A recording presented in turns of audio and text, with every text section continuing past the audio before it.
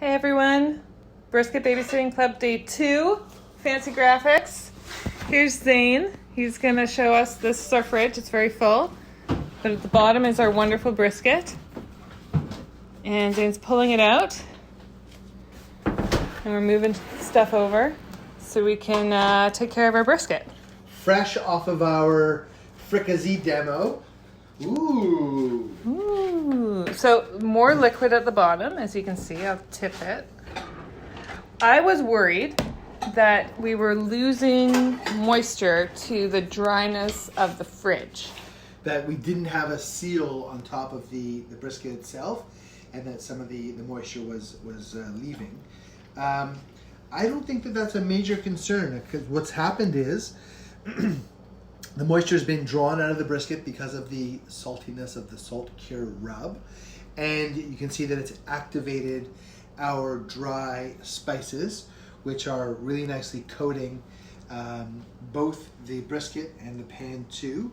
And what's going to happen is every day for the next 10 days, or I guess 8 days now, because today's day 2, we're going to give our brisket a really nice level of activation. And what that means is that essentially we're just moving around the fibers. Willa did a great job of this yesterday, and really just moving the pieces around so that the cure works its way into the center of the brisket. What you don't want are great swaths of gray, uncured beef in amongst the beautiful pink and magenta cured beef that the rest of the brisket will give us.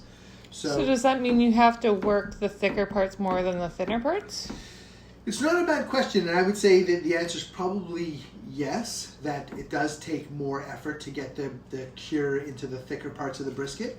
I don't know if we didn't really give a brisket anatomy lesson the other day, but you can see that this ribbon of fat runs between the different layers of brisket. And often people will refer to a whole brisket as a double. And a double means that there are the two classic sides of the brisket. There's the leaner plate, which is the top side, and then there's the more marbled, fattier decal that's underneath. And the two of them are attached by this ribbon of fat in between. So what some butchers will do is they'll cut the brisket so that the point, which is this area up here, is separated from the leaner part of the brisket. Some people don't want that much fat. Some people want much more fat. And so that allows the butcher to give everybody what they want. In this style of food, in pastrami, smoked meat, corned beef, etc., I want to be able to offer my customers lean, medium, or fatty sandwiches if that's what they want.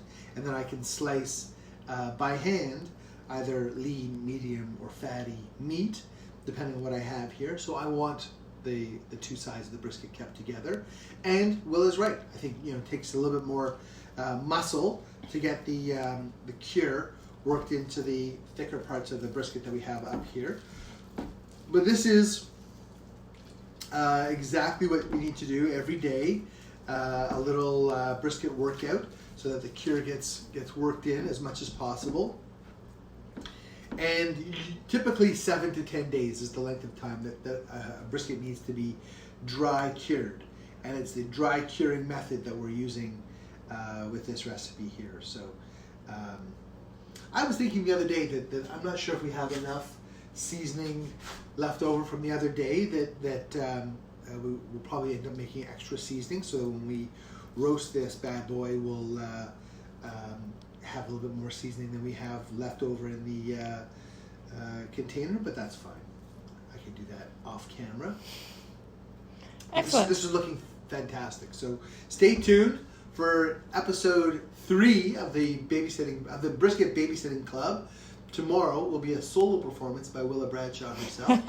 And thanks for playing along. Excellent.